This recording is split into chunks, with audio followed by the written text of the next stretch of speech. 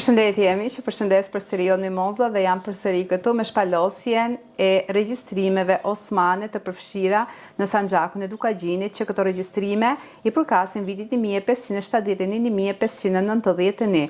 Sanxhaku e Dukagjinit përbëhet nga dy pjesë dhe ne momentalisht jemi një pjesën e dytë, siç e kam theksuar dhe në programet e mëparshme. Si fillim kam përvetësuar këtë pjesë, prandaj ka filluar nga pjesa e dytë, ku në këtë pjesë shikojmë fshatrat e Rudinës, të Pashtrikut, të Domeshticit, të Hasit, të Opojës, të Lumës, të Gorës, të Tropojës dhe të Dabrit.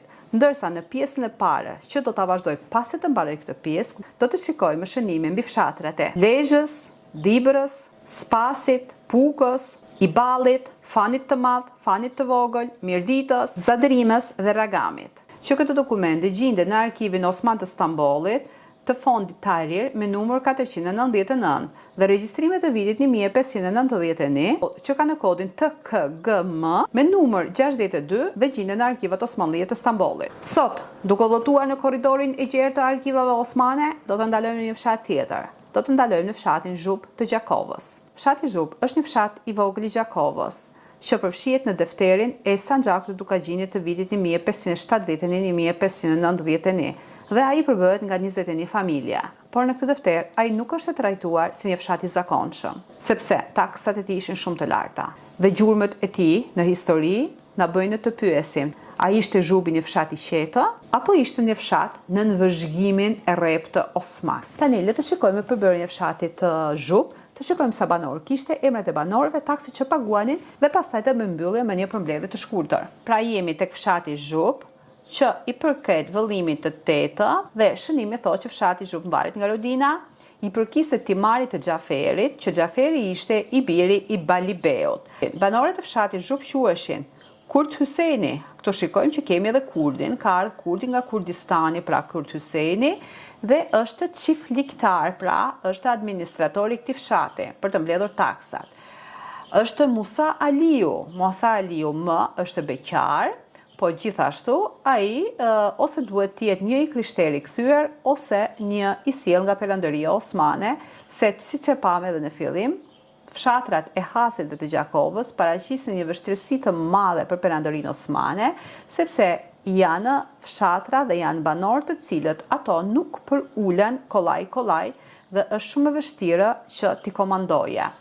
Prandaj, sa më shumë çiftlikar të kishte, sa më tepër njerëz të besuar të kishte në këtë fshat, aq më lehtë do të mblidhte taksat dhe do të merrte të dhënat reale.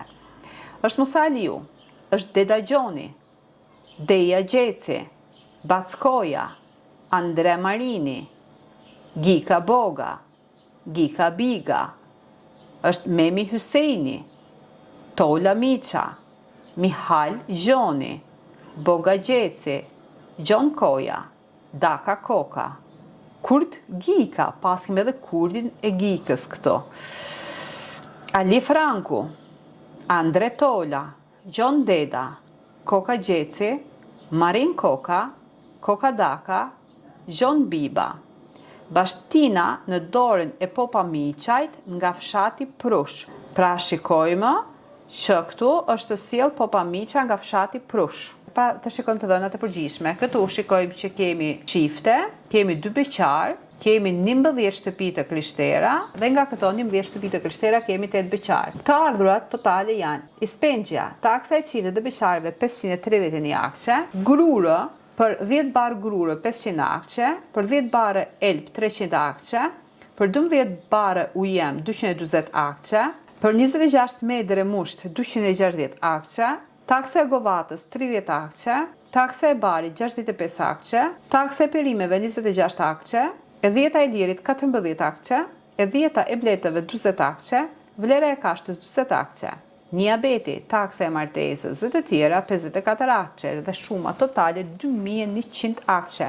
Pra shikojmë që kemi një goxha shumë të madhe që paguante ky fshat për Perandorinë Osmane. Në kohën kur janë bërë këto regjistrime, fshati Zhupi Gjakovës nuk ishte një qendër e madhe urbane, por një komunitet shumë i vogël malor. Në regjistrimet e vitit 1571, shikojmë që 21 banorë të fshatit Zhup i përkisin fesë së krishterë, ndërsa në regjistrimet e vitit 1591, nga 21 familje të krishtera, 17 familje i shikojmë të regjistruara si familje muslimane. Pra, nga të krishterë janë kthyer në musliman. Në këto regjistrime, pra, shikojmë jo vetëm shënimet e thjeshta të fshatrave, nuk shikojmë vetëm numrin e banorëve, nuk shikojmë vetëm taksat osmane, por shikojmë deformimin e fshatrave shqiptar, që duke u deformuar, duke ndryshuar emrat, ndryshohet edhe kultura, ndryshon gjithçka. Rasti i fshatit të Zhupit, ashtu si edhe fshatrave të tjerë, që po shikojmë një nga regjistrimet osmane, mbase heshturazi me pak reshta të regjistruara na japin mesazhe të mëdha historike.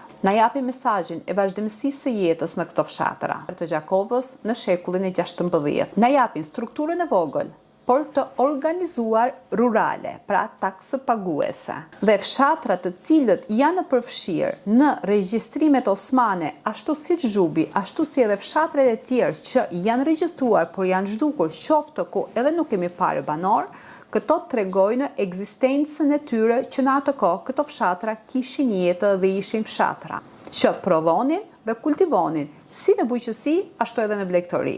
Nëse në këto fshatra nuk do të kishe një prodhim të mjaftueshëm bujqësor dhe kulturor, Perandoria Osmane nuk do shkonte të merrej me ato fshatra. Nëse nuk do të kishte interesin e saj, se nuk kishte interes të hypte në male, të shikonte vetëm gur pa fituar asgjë. Jo. Në përgjithësi, krahina e Gjakovës në regjistrimet osmane na shfaqet si një zonë e rreptë, ku banorët e saj ishin të shpërndarë në fshatra të ndryshme malor. Në përgjithësi, ekonomia e fshatrave të Gjakovës ishte bujqësia dhe blegtoria. Kishte një strukturë shoqërore të organizuar në familje dhe në bashkërie lokale, por gjithashtu kishte një vështirësi të madhe në administrativ dhe në mbledhjen e taksave nga Perandoria Osmane. Edhe pse një fshat i vogël, në aspektin demografik, Zhupi ka rëndësi historike nga disa aspekte. Është një dëshmi e gjallë e vazhdimësisë së jetës së familjeve shqiptare në zonën e Gjakovës. Pasqyron strukturën e hershme sociale të shekullit 16. Tregon një ekonomi malore të qëndrueshme në kushte të vështira në këtë shekull. Dhe është pjesë e mozaikut të fshatrave të Hasit dhe të Gjakovës që janë dëshmi e gjallë e jetës së shqiptarëve dhe ekzistencës së rrënjeve shqiptare në këto fshatra, siç e kam përmendur edhe në regjistrimet e mëparshme. Pra gjithnjë duke u bazuar tek regjistrimet e Sanxhakut të Dukagjinit dhe Sanxhakut të defterit Arvanit, ku theksohet që në këto deftere shfaqim përbërjen e fshatrave shqiptar të banuar nga shqiptarët të cilët ato mbajnë emra tipik shqiptar. Pra këto regjistrime dhe ky fshat gjithashtu është ekzistenca e rrënjeve shqiptare, ekzistenca e vazhdimësisë së jetës shqiptare. Pra shikojmë ekzistencën e një bote në këtë fshatra malore që i përket kohës para 400 viteve. Dhe shikojmë që para 400 viteve në këtë fshatra prodhohej, punohej, jetohej, flihej shqipja dhe mbaheshin emrat shqiptar. Sot Zhupi mund të jetë një fshat i qetë i zonës së Gjakovës, mirë po në vitin 1591 ai ishte një fshat i vështirë për Perandorinë Osmane. Pra, në këto regjistrime shikojmë që edhe komunitetet të vogla, edhe fshatrat e vegjël kanë lënë gjurmë dhe janë regjistruar si administrata në vete.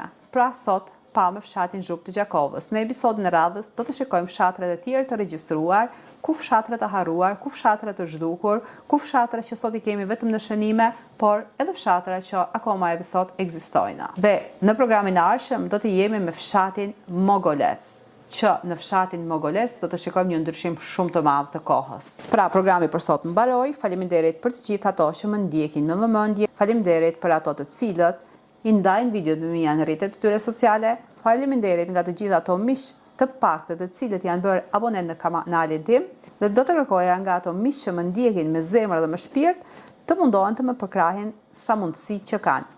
Gjithashtu, një përkrahje e madhe do të ishte edhe nga studiuesit, nga historianët dhe nga banorët vendas të këtyre vendeve që mund t'i kenë trashëguar historitë e fshatrave të tyre me gojë dhëna nga familjarët e tyre, nga gjyshërit e tyre. Pra, që të bëjmë një ballafaqim të fshatrave të këtyre regjistrimeve që i përkasin kohës para 400 vjeçare dhe të kohës së sotshme. Pra faleminderit dhe mirupafshim në fshatin tjetër, pra me fshatin Magolec.